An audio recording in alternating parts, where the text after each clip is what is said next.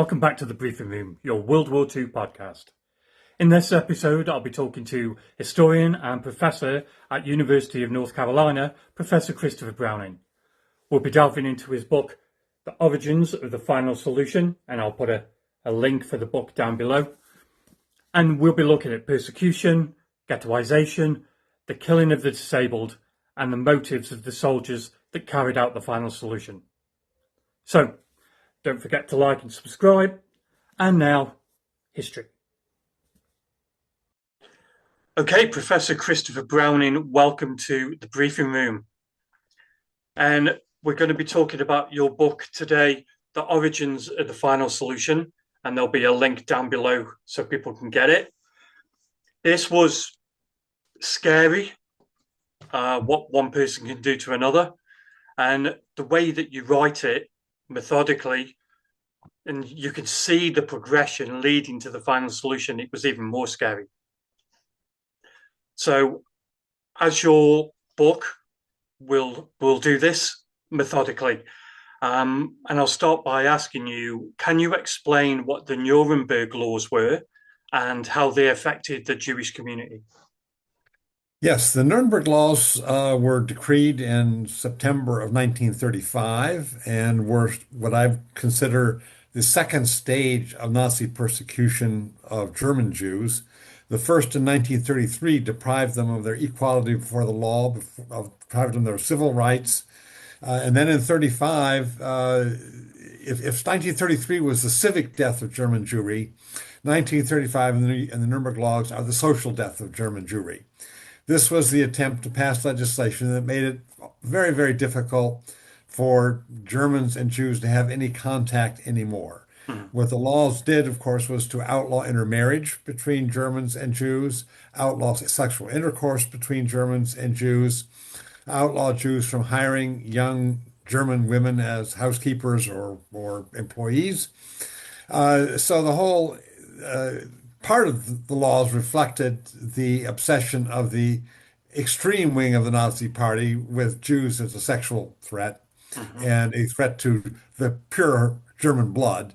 But it also was a concern and a way of providing leverage. That is, because anybody could be denounced uh, for for violating the Nuremberg laws, if just because you associated, talked to, maintain friendships with Jews. This provided the way for party radicals and others to basically make it impossible, both on the German side and on the Jewish side, to maintain any social contacts anymore, because either side could be denounced and get into trouble. They, in a sense, mutual agreement will avoid this, but we just don't maintain the relations we used to have. So it was a major step in isolating German Jews. And was it also an isolation technique to take away their radios and ban them from buying newspapers? Those were not strictly part of the Nuremberg laws, but there are an endless series of laws and decrees Mhm. that incrementally harass German Jews and make their life more unpleasant and more difficult. Down to, they're not allowed to have pets because only Germans treat animals well. Not allowed to have their hair cut at an Aryan barber because you wouldn't want Jewish cooties in the combs and whatever else. I mean, the number of things that they thought up Mhm. to harass German Jews and to basically put into law the contempt with which they wanted to treat German Jews was, well, hundreds. I mean, there's a whole book that lists them one by one. And it's just it's called the special rights or special laws for German Jews, Mhm. and it's perverse in its creativity of cruelty, but also in the kinds of almost, I mean, who needs a law to say you can't have your hair cut at an Aryan barber when you're being deported to a death camp? Yeah. I mean, the mindlessness of doing those together is in a sense part of the excess cruelty, and I don't want to use the word overkill, but that's in fact what it Yeah. was. And their language also, I mean, in your book, you talked about them being called the rural plague. And there's the Nazis didn't want the Jews to breathe German air. And how did that language justify the persecution and eventually their genocide? The language dehumanizes Jews. Mm-hmm. That I think starts from a very early point. That's in all the Nazi propaganda, the Nazi party, even before they come to power, that Jews are not Germans, and that even in the broad scheme of things, they really are subhumans. That Mm-hmm. is, most of world history is determined by race struggle, by different races competing with each other to gain conquest, grow their population, and some races lose and disappear, some expand, and history is the history of that race struggle. Mm-hmm. Now, the struggle for living space or Lebensraum, according to Nazi ideology, the Jews were not part of because they were stateless. They lived only as parasites among other people, and that they damaged the other people both by poisoning their blood by race mixing. The axiom, the unexamined axiom was pure blood strong, mixed blood weak. Mm-hmm. There's obviously no scientific basis for that, but this Yeah. was all ideological gobbledygook in any case. And the second way in which Jews were dangerous was the quote, Jewish spirit. That is, they were the carriers of subversive ideas that weakens people's will to fight the constant no holds barred struggle for Lebensraum. Christianity is a Jewish conspiracy. Love thy neighbor, turn the other cheek. Mm-hmm. Liberalism is a Jewish conspiracy. Equality before the law. Marxism is a Jewish experience, conspiracy. You workers of the world unite. Anything that drew away from a notion of common humanity, common rights, solidarity, is what really the world was about was pitting Germans against everyone else. And Jews basically weakened the resolve to do that. So not only were Jews subhuman in poisoning German blood, but subhuman in that which they fought a different war. They weren't fighting the war for land. They were fighting the war to weaken others' capacity to fight that war. So people that didn't agree with the German ideology, with the Nazi ideology, were bad. Uh, sir, I mean, yes, obviously this is the official ideology. You're not Yeah. allowed to be proclaiming liberalism or Marxism. There's no freedom of thought, no freedom of expression, no freedom of assembly, no freedom of the press. So these other ideas are not in the marketplace of ideas any longer. Sounds familiar. um, the Nazis tried expulsion to get rid of the Jews. How did the expulsion evolve from pre-war to the realities of wartime? Yes, between 1933 and 1939, the goal was to make Germany, the German term was Judenfrei or Judenrein, free of Jews, pure of Jews. And so they were doing everything they could to make life sufficiently miserable for German Jews that they would, this is the current term, self-deport, Mhm. that they would leave the country of their own accord, emigrate, and go somewhere else. Uh, about half German Jews did between 33 and 39. Mhm. But it was increasingly difficult because, of course, this is the decade of the Great Depression. Everybody else has unemployed and running out of, can't afford even to provide welfare for their own people. And the Germans wanted the Jews to leave, but wouldn't let them take their property. So nobody wanted penniless refugees from somewhere else. So the Mhm. immigration barriers kept rising. So it became increasingly difficult for Jews to leave. And by not allowing them to take out property, the Germans were shooting themselves in the foot. They kept trying to press the Jews to leave, but not providing them the means to do it. Mhm. So that hit a kind of impasse by 39. Then in January of 39, that's 9 months before Hitler goes to war, he gives his famous Reichstag speech in which he says, if the Jews force another war on us, which of course he means when I go to the war that I'm planning, he knows it's going to happen. It will mean not the destruction of Germany, but the destruction of the Jewish race in Europe. And what he was doing there, in my opinion, was signaling all the top Nazi leaders that once the war started, this was not just a German problem, it was a European-wide problem. And you were not only going to make Germany free of Jews, you were going to make the whole continent free of Jews. So they would have to plan on an entirely new scale. And that's exactly what happened with the invasion of Poland and the conquest of other countries thereafter, which presented the dilemma to the Germans that every new military success was a step backward in the Jewish problem that they inflicted on themselves because they had more Jews on the territory they conquered.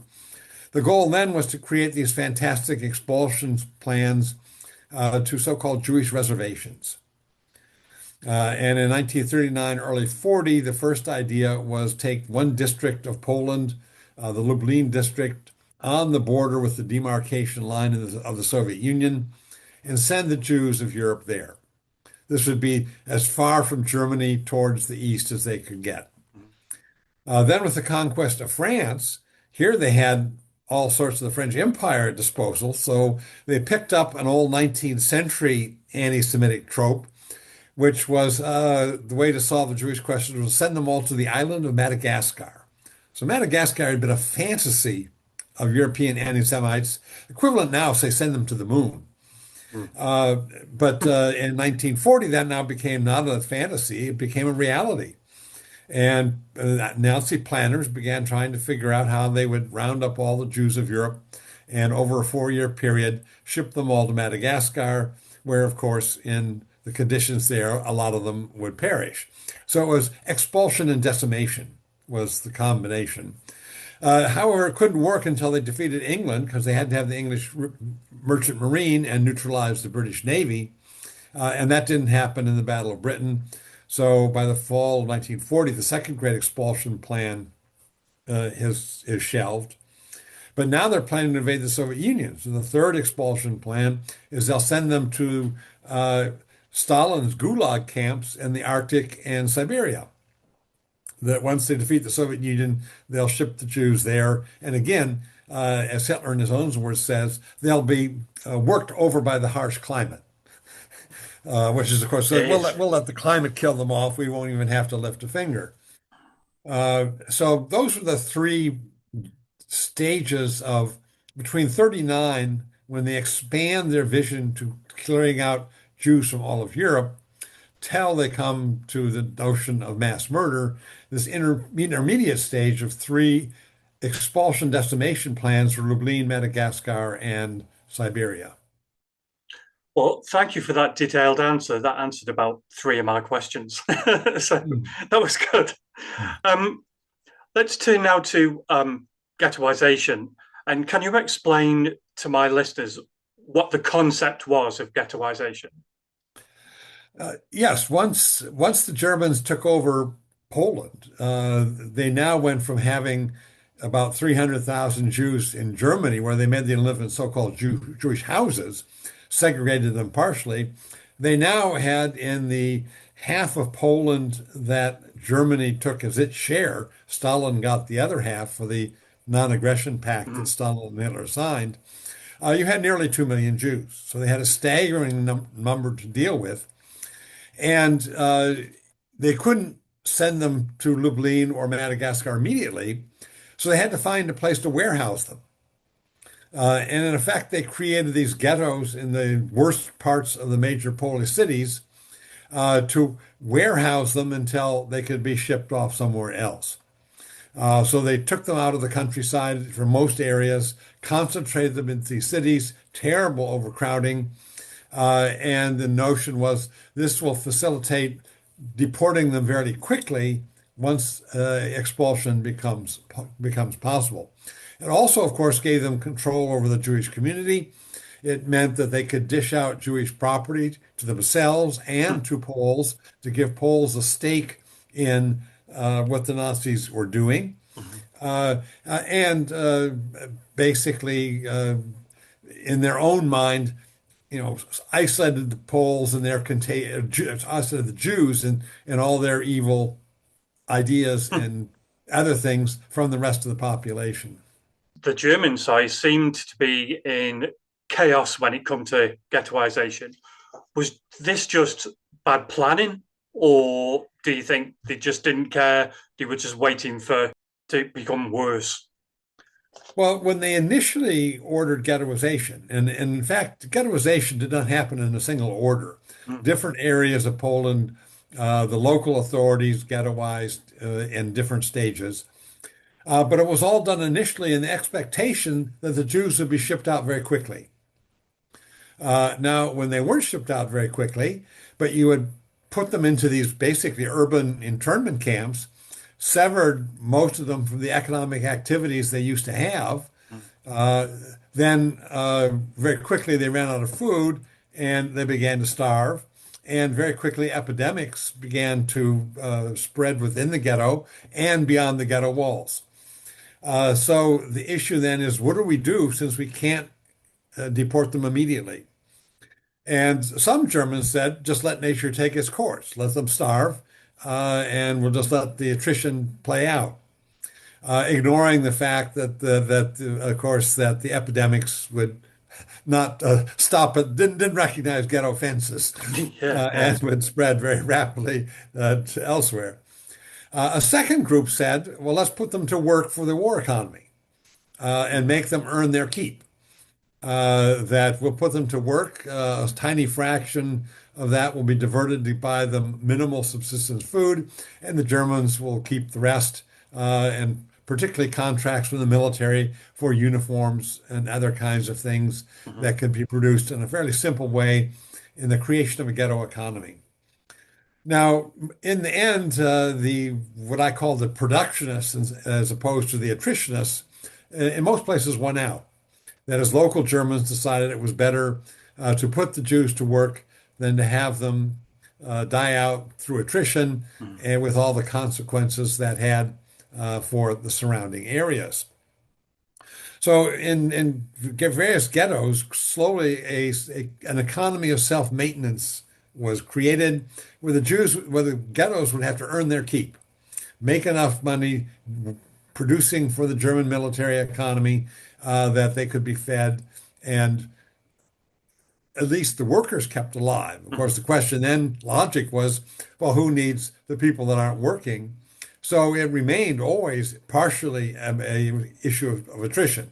There's no attempt to keep non-workers alive, but at least the notion was the workers will be kept alive to produce for the Germans. And that lasted until 1942, and that's when Berlin makes a central decision to empty the ghettos and send them to the death camps. And that alters the whole nature of the ghettos. Now they are the perfect holding camps for deportation to ghettos Mm. instead of expulsion abroad. So they are adapted to a different purpose. So they are too evil to breathe German air, but they're okay to work for the Germans. Well, this is in a sense is a contest within the German bureaucracy between the pragmatists and the purists. Mhm. And the pragmatists in this case won out. Uh, and even, Goering gave out his classic when sort of axiom, because he was running the war economy. Well, Himmler's trying to solve the Jewish question. As Goering put it, win the war now, solve the Jewish question later. First, let's win the war, Mhm. and then we can worry about experimenting with these other things. So that was the more predominant view that until you won the war, you would have to compromise. And how did the experience of the ghettos in Poland and Russia differ from those in Eastern Europe? Well, the Poland became, of course, the place where it began and became the most permanent, the longest lasting ghettos. When they invade the Soviet Union, the decision to kill Soviet Jews occurs almost within weeks of the campaign starting. So by mid-July, they are shifting to a policy of murdering Jews in mass. Mhm. So when they ghettoize there, it isn't to create sort of a warehouses to keep them. It's to hold those Jews who couldn't be killed yet because the German forces are advancing so quickly. They pass through these cities and move on. They're always trying to keep, the SS is trying to keep up with the front as it moves. So they bypass lots of Jews Mm. who they then ghettoize till they can come back. So you have a 1941 sweep, and then you have a 1942 sweep when they go back and liquidate the ghettos that they created, always knowing they were very temporary, and that the killing and liquidation of these ghettos would be local, not deportation elsewhere. So Babi Yar is right outside of Kiev. Uh, Ponary is right outside of Vilnius, and so the killing fields were very close, where you could march Jews out of town, so you didn't need trains and elaborate deportation. Right. And how did the bureaucratic infighting and the competing interests between different German officials impact the administration of the ghettos? Well, as I say, some of it is this conflict between the attritionists and the productionists, Mhm. and whether you should create the ghetto or not, a ghetto economy or not. Once the productionists had succeeded in most places, then that prevailed. But you had another mechanism going on too, and that's competition among various German occupying authorities to outdo others in their rivalries. And the more they can think of things to do against the Jews, the more they get rewarded. Mhm. And so you have a mechanism that provides a constant incentive for radicalization. Right. There's nobody can go to Hitler and get anywhere by proposing moderation of Jewish policy. If you're Yeah. going in to see the Fuhrer or you're going to submit plans up the line, the only way it gets attention is if you submit something that's more radical than the person before you. Mhm. So that it's a ratchet. Things can only get more radical and can never moderate. And so, given the number of different organizations of the Nazis in the occupied territories, they compete with one another, but they compete with one another at the expense of who can do more against the Jews than the other guy. And how much did Hitler have to do with all of the decision making? That's, of course, one of the key questions we ask, because in fact, Hitler had different decision-making modes for different things. In some areas, he's a micromanager. In fact, he would know all sorts of details about this or that truck being produced for the army, or this and that airplane, and he would interfere with the military quite frequently. He didn't just appoint a general and say, go fight the war, which is Right. sort of what Roosevelt did. I mean, he knew he would give Marshall and others great latitude and wouldn't sit there looking over their shoulder. Yeah. Uh, in some cases, Hitler simply didn't even want to be bothered. He'd say, go get something taken care of. And if you come back in 10 years and tell me it's accomplished, I'll never ask how you did it. He just wanted to be rid of these problems. Mhm. As he put it, the best people for me are the ones that take 95% of the decisions out of my hands and do it themselves. So he's a micromanager in some things, the absentee landlord in others. And in between, and this is what I think he was applied to Jewish policy, he is the exhorter and the prophesier that sets the targets and then allows various groups to engage in what Ian Kershaw called working towards the Fuhrer, coming Mhm. to him with various proposals. And he gets to pick and choose and reward those that he likes, provides incentives for others to do likewise Mhm. without micromanaging. So I think this is what happens basically in Jewish policy. He's constantly proclaiming the Jewish problem exists, it has to be solved. And then you have this constantly radicalizing procedure whereby it gets more extreme as time goes on without Hitler micromanaging, but basically backing most of the time Himmler against others, because Himmler anticipates this better than anyone else. One of the reasons for his meteoric rise is that between 39 and 41, he figures out what Hitler will approve, what Hitler wants, and makes sure that he anticipates that, brings those things to Hitler, gets his approval, and gets rewarded with new jurisdictions and new power because of it. And do you think he in in certain aspects when he leaves it to other people, is that stepping back and saying, I don't want to be blamed for this? Or or do you? Um, yeah, to a certain degree, he wants to be the Teflon dictator. Mm-hmm. That if something doesn't go wrong, goes wrong, he doesn't want it tied to him. I like that phrase. Uh, so that so yeah, some things he delegates and Mhm. then can completely have deniability if it doesn't work out Yeah. or if it becomes embarrassing. So he signs a secret order for the euthanasia killing. When that doesn't, when it turns out Germans don't like to see their family members being taken off and gassed, it's a little too close to home. Gassing Jews is one thing, gassing your family is something else. Uh, then, he basically has to very quietly shut that program down and recreate it in a much more decentralized way where almost nothing can be traced back to Berlin. It's done all very locally, and he has total deniability. That was Action T4. Yes. Yeah. And what did medical professionals and bureaucrats? What part did they play in that operation? Uh, they're basically selecting who was to be killed and then arranging the transportation and the mechanism to do it. So the program is authorized by Hitler in the fall of 1939, and it sets up a bureaucracy in Berlin in the Tiergarten Vorstrasse. That's why it's called T4. Mhm.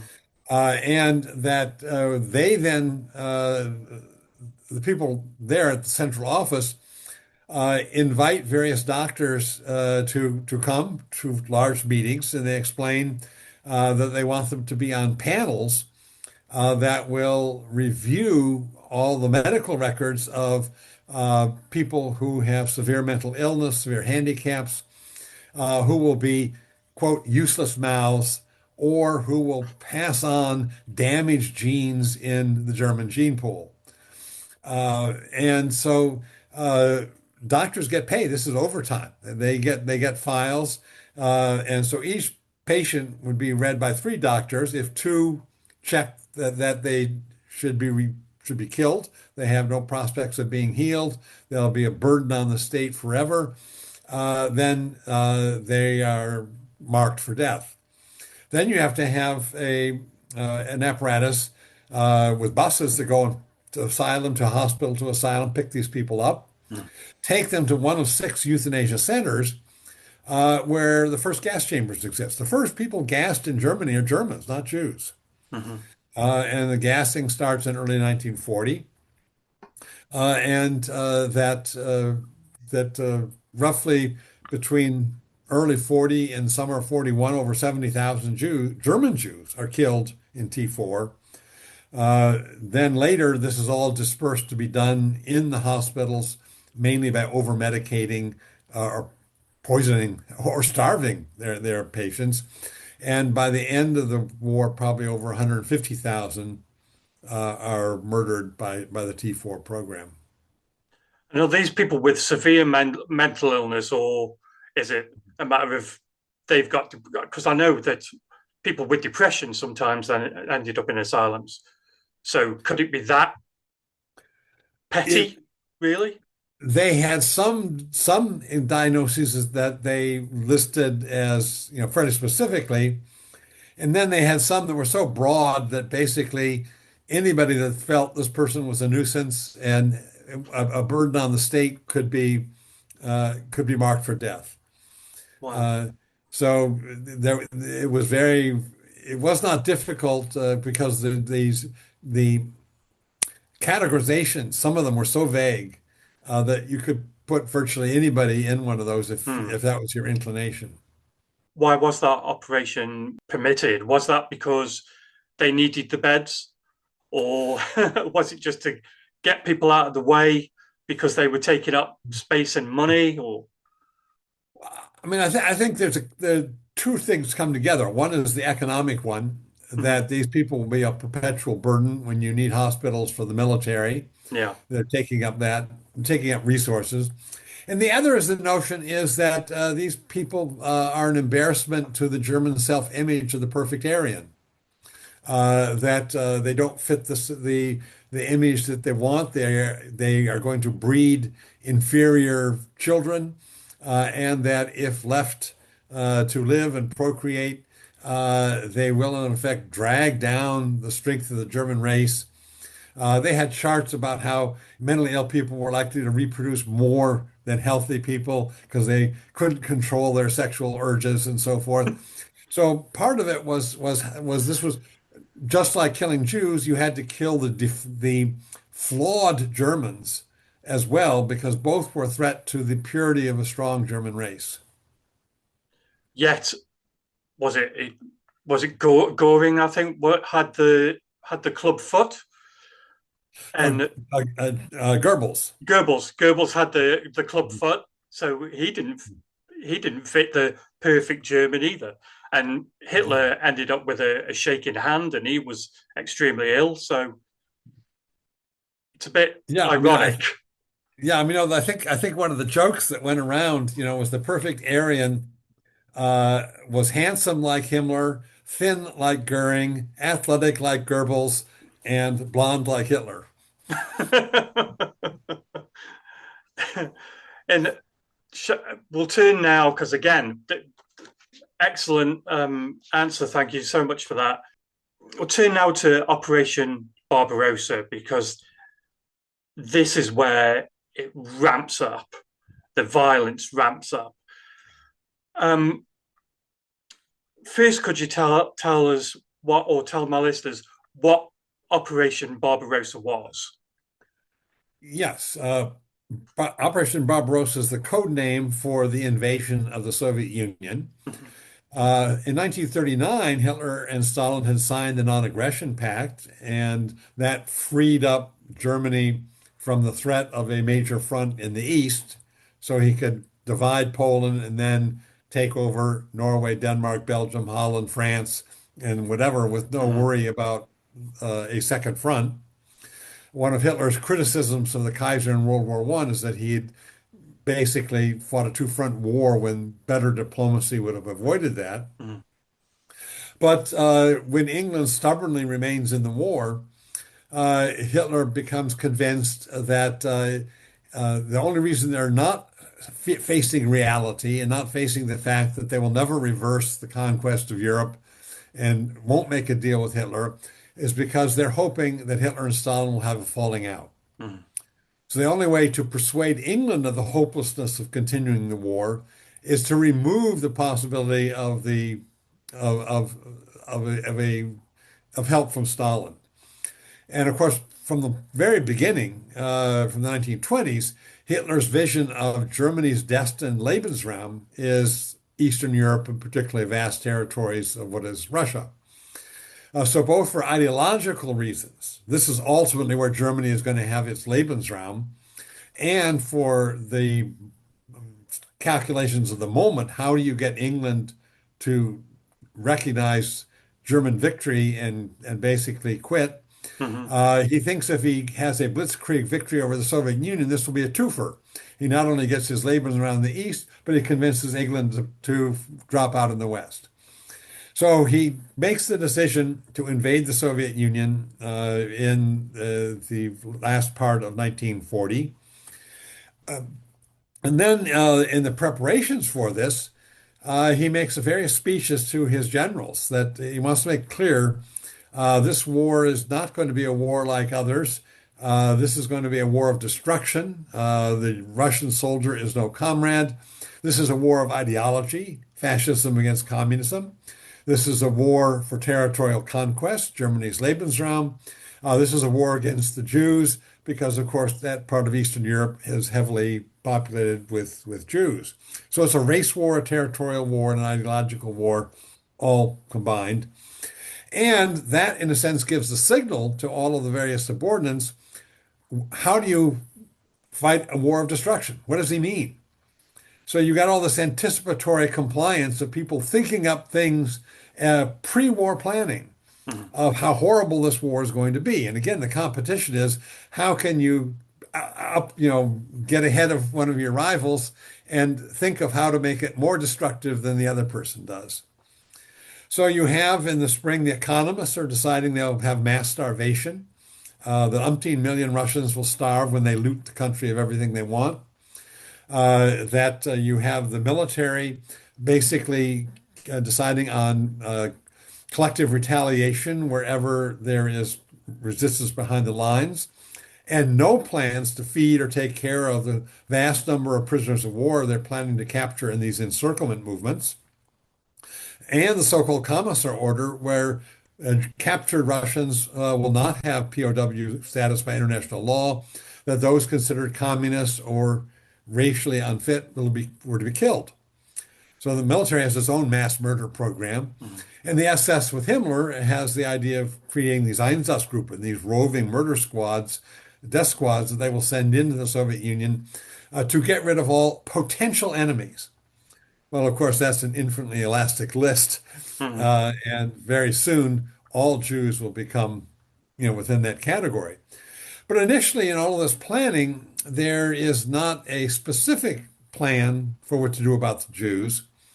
But if, in fact, you're going to starve millions of people, you're going to expel millions of people to Siberia, you're going to kill hundreds of thousands of people in executions, uh, clearly there's an implied genocide. That is, the Jews Mhm. are going to starve before anybody else, they're going to be shot before anybody else, they're going to be expelled before anybody else.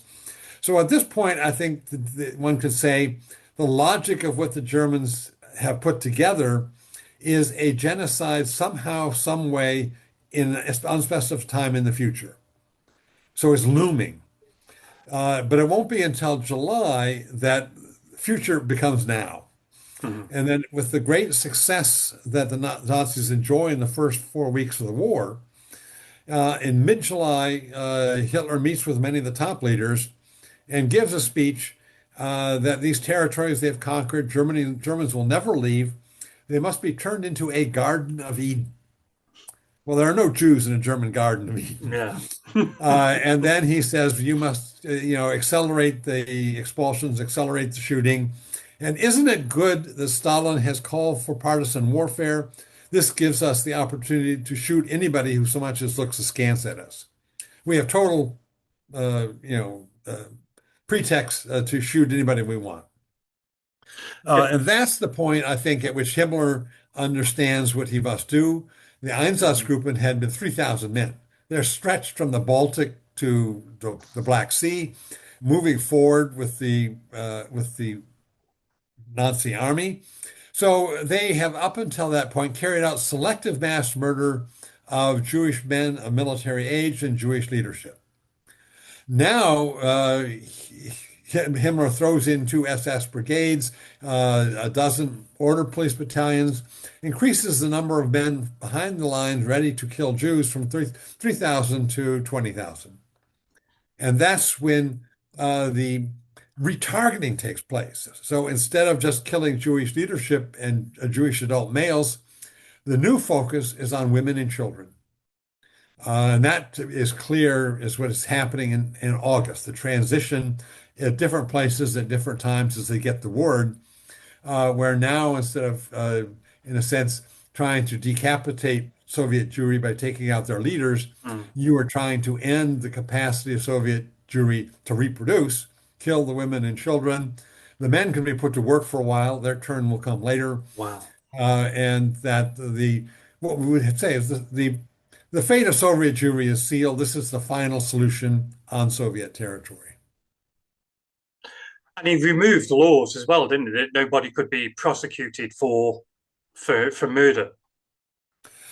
Uh, yes, basically, the other thing the army did was revise the German military code. So it did not cover crimes against the civilian population in the occupied Soviet territories. So it was open season. And in the final solution, you say that there's no single order. It's a cumulative radicalization. How does Operation Barbarossa play into that? Well, as I said, but when Hitler says, this is to be a war of destruction, you have these different groups all proposing ways to make the war a very special war of destruction, not a conventional war like you had fought in France. Yeah. So that's sort of the setting where lots of different initiatives flow from the leadership of the different occupying organizations, the civil service, the military, the economists, and the SS. And of course, when you put them all together, it's an extraordinarily toxic and murderous and lethal set of policies that overlap and aim at a vast decimation of the Soviet population and a total decimation of the Jewish population. Uh, but Hitler, we do know Hitler gets reports.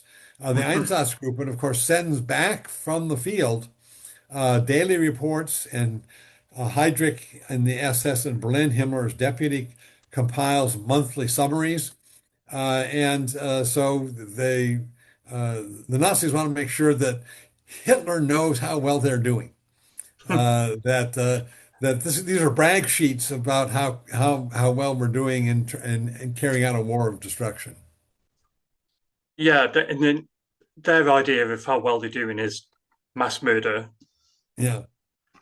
Um, I know I'm gonna get because all through your book, I'm reading and I'm coming to the German and I'm going, I can't say that. I can't say that. And I know I'm gonna get this wrong.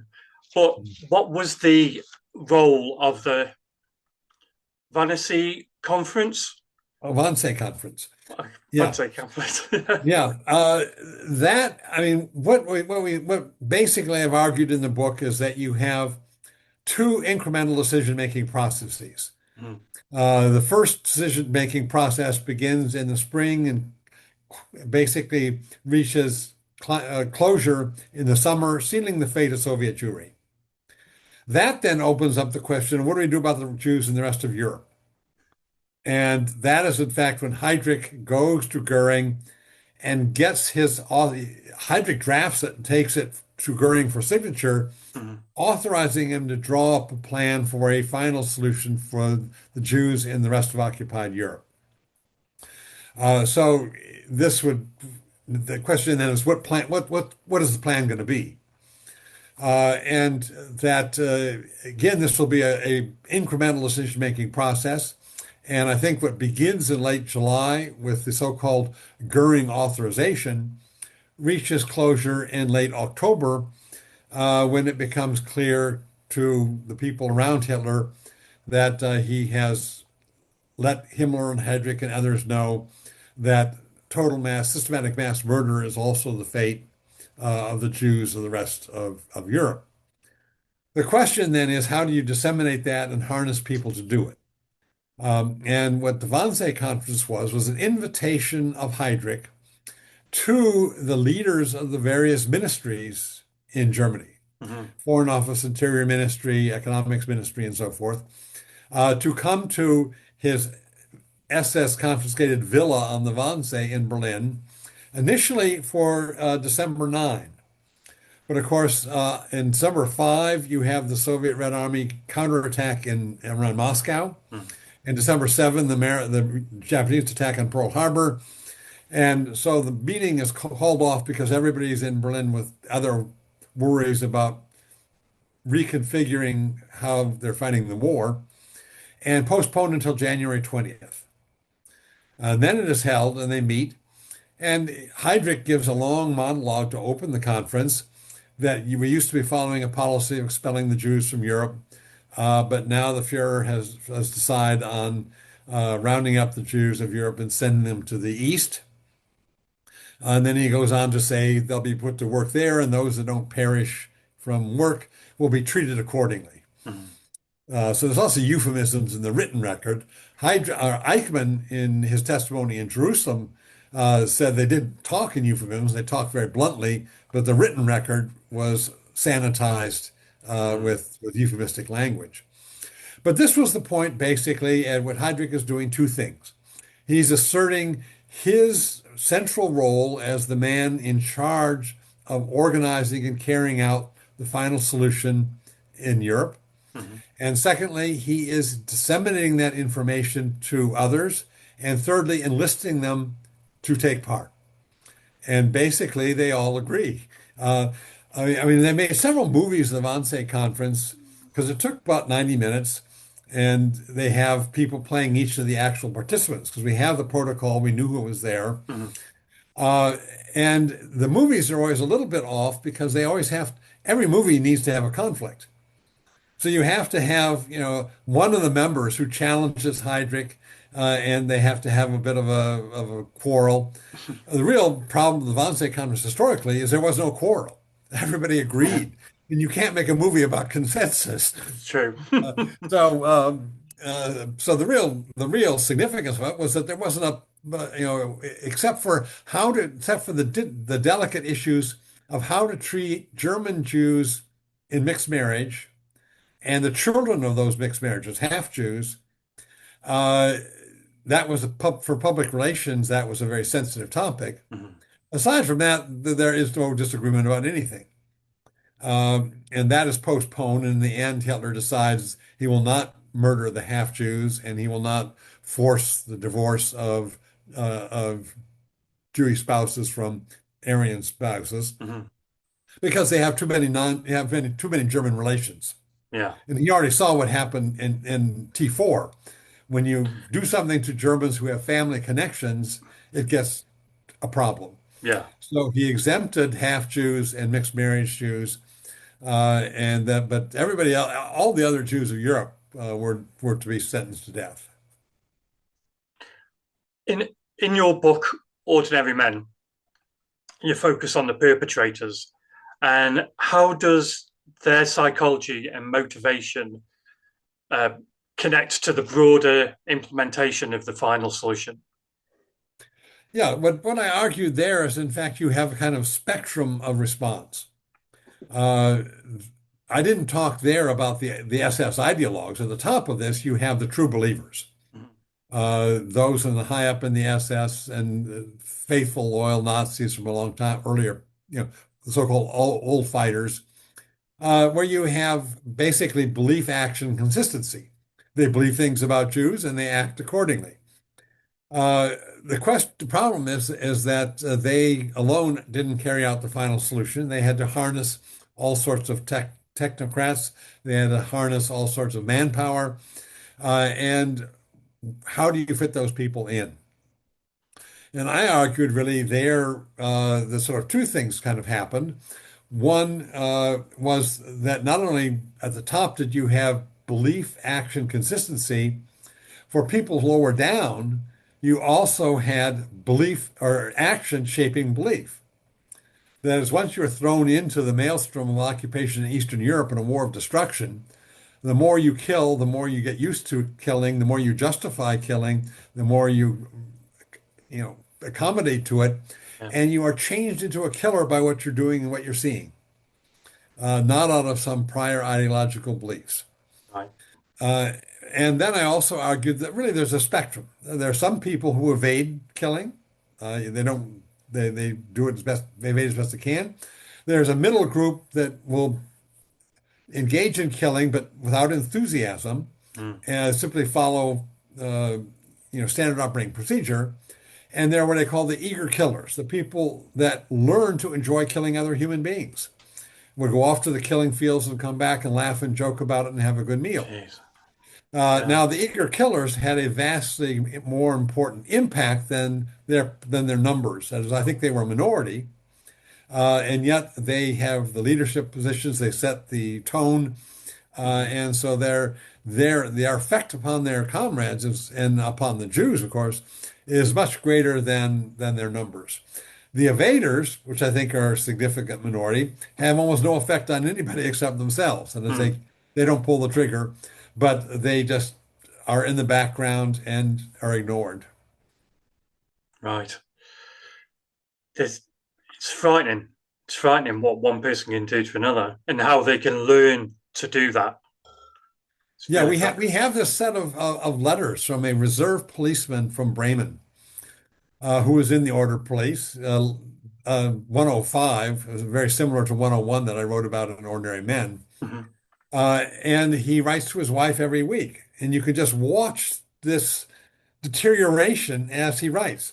He comes into Lithuania in early July and basically says, nobody's giving any food to the Jews. I don't know how they're going to have a future, but me and my bunkmate, we picked up two Jews off the streets. You can grab it who you want. They work for us, and we feed them. Mm. I can't do any. I have to. I don't feel I can do anything else but that. And then by August, he writes his wife, here all the Jews are being shot, men, women, and children. This is when they made that transition to Mm. retargeting that I talked about earlier. Yeah, He doesn't say we're shooting Jews. It's the passive and anonymous passive. Jews are being shot. He doesn't say our unit's doing it. He doesn't say I'm yeah, doing it. But it's just a statement of what's happening. And then as the letters go on, he gets more and more angry at his victims. They're making their very existence is causing him to become this killer. yeah. Uh, and so by there's when he writes out his first thing, all the Jews here are being shot. He tells his wife, "Don't talk to the kids about it. Make sure Okay. they don't see this part of the letter." And then by October, November, he's a company photographer. And he earlier had not gotten some executions. He finally gets good photographs of an execution, and he says, I had a great success in getting the execution, the pictures. They will be a wonderful souvenir for our kids. Jesus. I mean, the path of degeneration that you can trace Yeah. week by week is just absolutely staggering. That just shows how fragile the brain is to take everything in Yeah, and to change like that. how malleable we are. Mm. Yeah. I mean, you're in the origins of the final solution. It's very a linear perspective. It's a functionalist perspective. How does that challenge the traditional perspective of they had a plan all along? Yeah, I would say first the Nuremberg trials were about trying the Nazis. And in fact, the final solution was not a major part of the trials. You had the trials of the top leaders in the first round, the International Military Tribunal, and they were charged with aggression, with war crimes, crimes against humanity. And so the final solution was one aspect of count for the crimes against humanity, but wasn't given because, in fact, so much of it was done by people below the people in the top dock, Mm-hmm. and they had got themselves a fair amount of deniability. There was no smoking pistol documents, or very few, that connected them. So the final solution does not become a major feature, except for a few testimonies. The commandant of Auschwitz is brought in, one of the Einsatzgruppen leaders is brought in. So there's some testimony, but it isn't the focal point. Then the American Military Tribunal, they try 12 different cases, only one of which is devoted to the final solution. That's the Einsatzgruppen trial.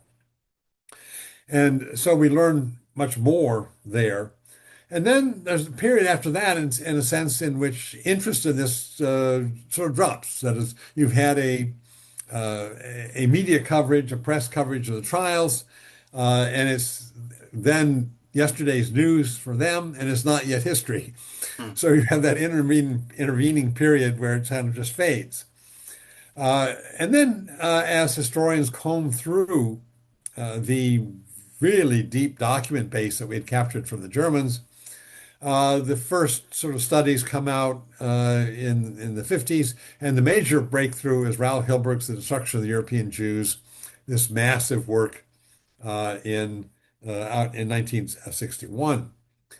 But the whole issue of Hitler then wasn't carefully examined. He hadn't been in the dock at Nuremberg. All the others say Hitler Yeah. ordered it because they're trying to exculpate themselves. Yeah. And nobody's looking at the record to see, well, is that really how it happened? It's so easy to assume this was a totally top-down dictatorship because that's the image they tried to portray. Hitler's always saying, Ein Reich, ein Volk, ein Führer. One regime, one people, one leader. And that obviously he's trying to imply that he's the indispensable man in power. Mm.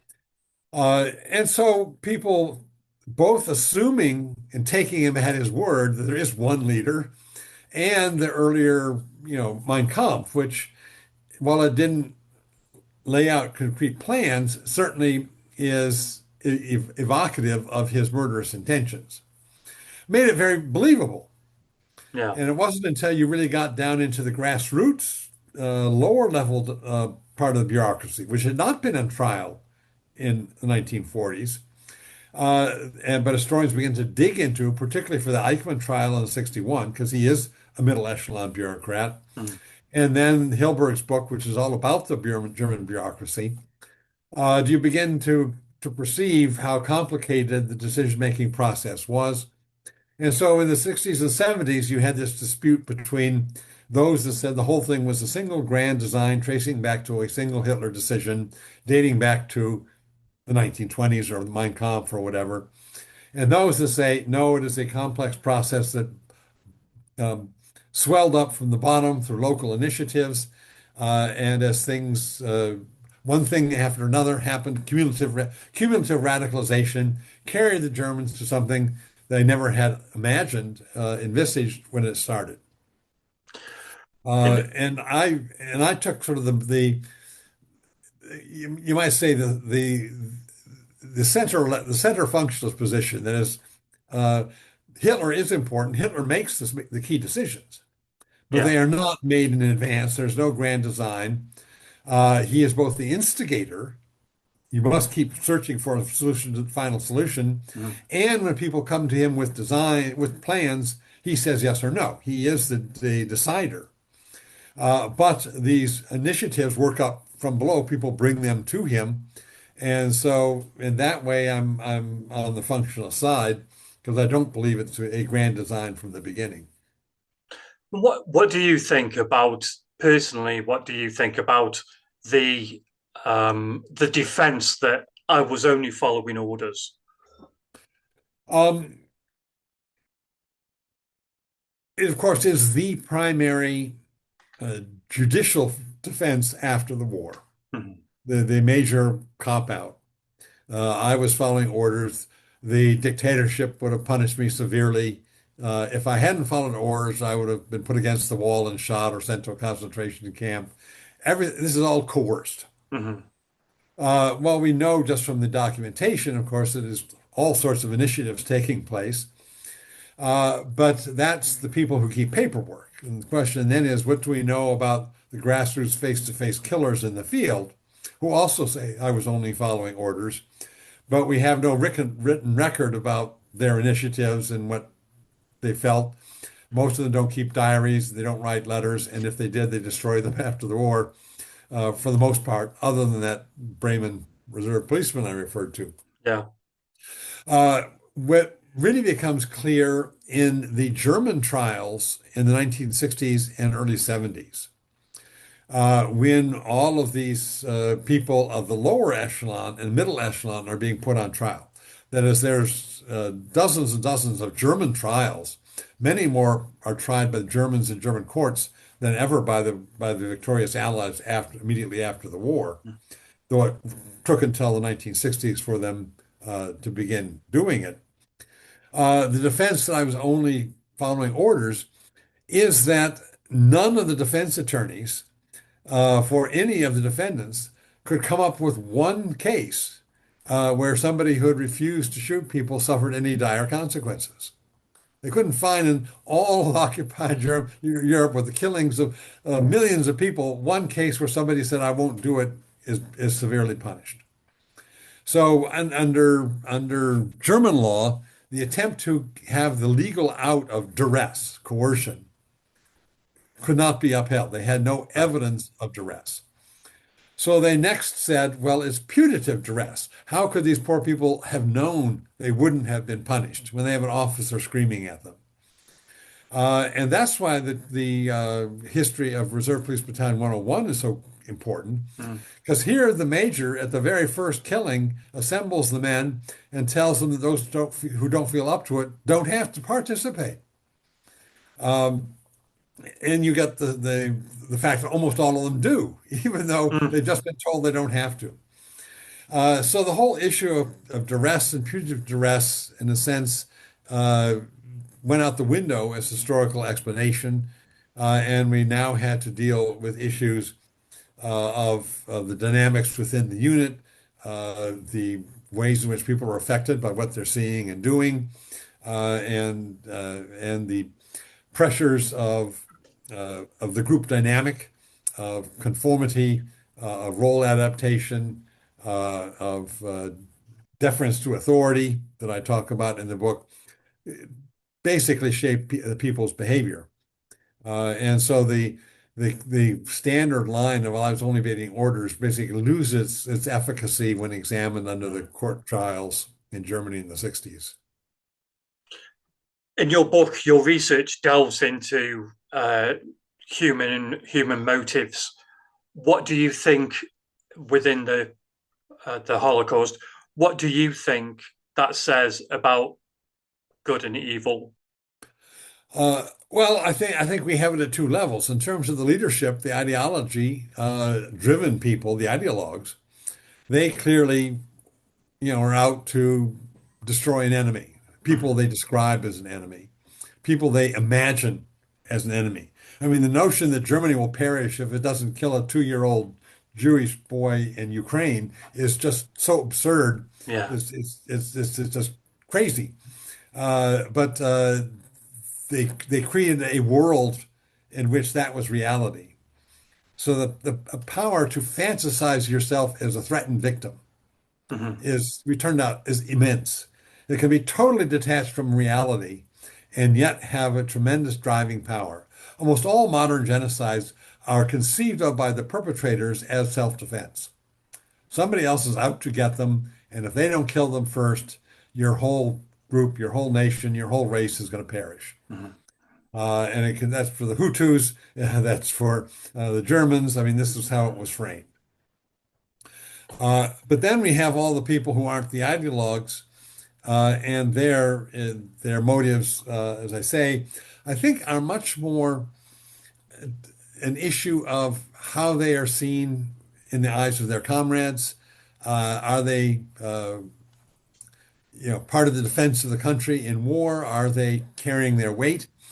Uh, I was at the Holocaust Museum in 2002 when there was a Mm-hmm. Rwandan psychiatrist there. He was fascinating because he was half Tutsi and half Hutu by Wow. parentage. He had lost one sister as a victim. He had one sister in jail as a genocidaire. So the family was just absolutely split down the middle. Wow. Uh, but immediately afterwards, as a psychiatrist, he felt he had to go into the refugee camps just beyond the border where some of the survivors were, and of course, were terribly traumatized. So he was going to use his psychiatric skills to deal with the traumatized victims. In that town, there was also a prison which was holding captured genocidaires. And then it occurred to him, here is a chance for me as a psychiatrist to bring my professional training to look at these people Mm-hmm. and face to face. So he got permission to go into the prison and he gave out two sets of questionnaires. The first one was to ask all of the prisoners how deeply involved were they in the killing. So it was self-reporting of the degree of implication. Now, obviously, some people who were terribly implicated denied it and didn't Yeah. confess. But nonetheless, he came up with a surprisingly large group of people who admitted to being deeply implicated murderers in the Rwandan genocide. Mm-hmm. To them, he gave, so it's a pure sample, even if it's not a complete sample. And to them, he gave a second set of questions in which he tried to capture every kind of motive he could think of. And when the results came back, he says, as a psychiatrist, he had never seen a similar return. On most things, there's absolutely a flat line, no correlation at all. And then two groups of questions, that just shoot off, exponentially take off very high correlation. The first of these was the capacity to dehumanize the victim, to not consider what you were doing as murder. They are vermin, they are cockroaches, they are a threat to humanity, which Mhm. humanity defined as Hutus, and so on. So it's the ideological framing of what they're doing as something other than murder, and in fact, something that's laudatory and desirable and necessary. Yeah. The second cluster have to do with issues of esteem. How were you held in the eyes of your comrades? Did they admire you for your zeal? Did they admire you for your go-getter initiative? Did they admire you for your capacity to carry on killing well beyond what others could do? Uh, and so it was this need for esteem within the unit on the basis of what the values of that unit were, the norms of that unit at that time. And that struck me as, very similar to 101. Lots of the rank and file are not thinking about their victim. They're thinking about Yeah. themselves. Like, Yeah. can I stand up? Can I do this without getting sick? Can I do this without fainting? Uh, the ideologues are thinking about these are Jews, they need to be killed. But for so many others, it's just can I do it without letting my comrades down and be seen as a weakling? Hmm. And so I think it's those So, those two. The group dynamic on the one hand and the ideological framing on the other are sort of the two key things we have to keep in mind. and I think what we've been talking about today, I don't mean to get political, but this is what the White House seems to be doing. They make immigrants less than human. They send their worst. They're animals. They're rapists. They're murderers. And Yeah, I mean, you have both a process of dehumanization and a yeah, solution of deportation, yeah, yeah. expulsion. And you have internment camps to hold them. I mean, if Himmler had ever had the budget Trump just got to build internment camps, he would have been so envious. He had to work on a shoestring, and Trump has just budgeted 45 billion or something incredible like that to build a whole string of internment camps to hold all the hundreds of thousands that he wants to deport. Yeah. Um, if that's the very beginning. Now, our hope, of course, is that it will not proceed further than that. Hmm. Uh, at the moment, certainly the Trump is, regime is trying to build an authoritarian regime Yeah. and setting aside constitutional limitations, setting aside the notion of rights that you hold against the government, and so forth. Uh, they certainly have got the demagoguery of dehumanizing a group and the Yeah. solution of disappearing them uh, and through expulsion. Uh, One very big difference is, of course, is that Trump doesn't seem to be like Hitler, a great warmonger. Hmm. He's Yeah. he, for a long time he was very isolationist, and then he said, "Well, I guess I need Greenland and the Panama Canal, and Canada really ought to be part of our manifest destiny. This should become the 51st state." Yeah. But by Hitler standards, that's really pretty small potatoes. Uh, and so far, of course, he is not committing genocide. I mean, for Hitler, he's historically important because of totalitarian dictatorship, Yeah. uh, total war, and genocide. Uh, Trump is engaged in trying to construct a dictatorship on a much slower timescale than Hitler imagined. He's way behind Yeah. timetable. Don't give you many Uh, ideas. and he is envisaging mass deportation, but that's way Yeah. behind schedule too. Yeah. So things are, and I think we're sort of racing the clock. That is, will the various policies that he has that are going to hurt so many people who are part of his own base finally come through, break through, and disaffect them before he sufficiently cements his authoritarian regime that it doesn't matter? Yeah. And that we don't know. That's hanging in the balance. And I can't let you go without asking you because the only reason that I'm asking you this is I saw the film Denial, the 2 nights ago, ask you about David Irving and the people who deny the Holocaust. Yeah. Um, I mean, the first wave of Holocaust denial as a major phenomenon really took place starting in the late 1970s into the 80s. This is just when Holocaust consciousness were taking off. Mhm. I mean, before that, the neo-Nazis basically were still arguing the war guilt issue. Nuremberg trials were like the war guilt clause after World War I in the Versailles Treaty, falsely framing Hitler as the aggressor. He didn't start the war. Churchill and other people did that. And the focus was on who's at fault, who's to blame for the war. With rise of Holocaust consciousness, Hitler is not just a warmonger. Now, if you have Auschwitz gas chambers, you cannot normalize Hitler as a misunderstood statesman who's being falsely blamed for starting the war. Mhm. You've suddenly gone to a whole new level and of making Hitler totally unacceptable. Yeah.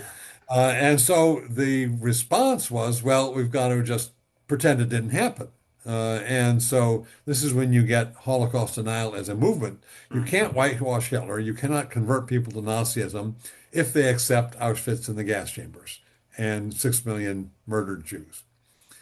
So that was, in a sense, the motive behind it for the hardcore. For Irving, it was a little bit different. Irving was the renegade academic, or not even academic, because he was an outsider who wrote books even without academic training, Mhm. who started by, uh, the first book was both an important book but a flawed book. That his book on Dresden was written from the point of view of the people upon whom the bombs were being dropped. It wasn't Yeah. a hagiography of the hero pilots, but the victims that were being killed and nighttime carpet bombing and incinerated in firestorms and so forth. Uh, that got him favorable, views in Germany, so that some of the old Nazis contacted him and began to give him information. He could get interviews and stuff that no one else could. And they, of course, were trying to treat Hitler as a very attractive personality. And so Irving became, in his own mind, the defending attorney of Hitler before the bar of history. So in his Hitler's War in 1977, he doesn't deny the Holocaust, but he denies Hitler's responsibility. Mhm. It was carried out by Himmler behind his back. Hitler's innocent. Hitler didn't know. And he carries that position on through these first stages of Holocaust denial.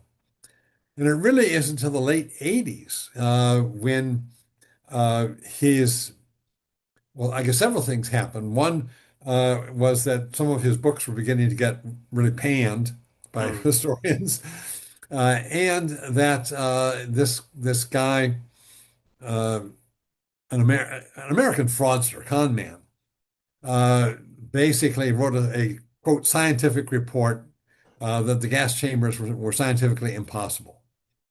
What he Mhm. had done was, or that somebody they sent somebody off to sneak in, and visit Auschwitz in Poland, chip off some of the lining of the walls of the semi-destroyed gas chambers. That is, they'd blown them up with the season collapsed, but Mhm. the walls were still there. And then take it to a scientist who was to announce that the amount of carbon or amount of cyclone B, the fumigant, was not sufficient to have for this to have served as a lethal gas chamber. Mhm. I mean, it was all phony, cooked up stuff. But Irving, he bought into that, and so when he went to the second Zundel trial in Toronto, which was the first Holocaust denial trials were of Zundel in 85 and 88, long Mhm. before the Deborah Lipstadt trial, he came as an expert witness. And that's the point at which he announced on the stand in court that he was no longer just making Hitler innocent. He was saying the whole thing was a hoax, there was no Holocaust, and that he moved from Hitler, acquittal to Holocaust denial. Mhm. And that then led Deborah Lipstadt to include him in her book on Holocaust denial. And then when St. Martin's Press canceled a contract with him because of that, He lost enough sales, and he then sued Deborah Lipstadt for libel or defamation, and that's what then led to the 2000 trial. Yeah, I've asked Deborah Lipstadt to come onto the show, but I don't think she wants to talk about it again. Uh, but one of the witnesses there, Professor Richard Evans, will be on the show, so that'll be interesting. Yeah. But I want to thank you so much for being on the show today. It's been an awesome conversation. I really appreciate you. The book Origins of the Final Solution is excellent, excellent read, and the link is down below. So, Professor Christopher Browning, I thank you so much for being on. Cheers. Okay. Thank you. Thank you. Bye bye now. Bye-bye. For those of you still with me, thank you so much for your support, and thank you so much for Professor Christopher Browning for talking to me today. It was an excellent conversation and an excellent book, The Origins of the Final Solution, and you'll find it in a link down below. Now, next week we'll be talking to Stephen Harding, and we'll be talking about his book, The Last Battle. This is the story of US and German soldiers joining forces in the last days of World War II. So it should be another fascinating conversation, and I hope you will join us for that. As always, don't forget to like and subscribe. Take care, and bye for now.